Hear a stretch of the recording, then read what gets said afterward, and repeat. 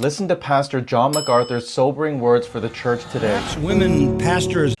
If you are looking for a women's pastor in the Bible, try to read Old Testament, and don't say there is no pastor or women's shepherd.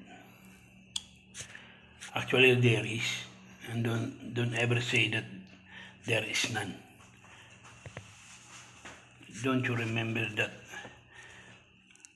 the daughters of Jairus is shepherdess, tending the flocks of her father. So she is a pastor. So don't ever say that there is none pastor in the Bible.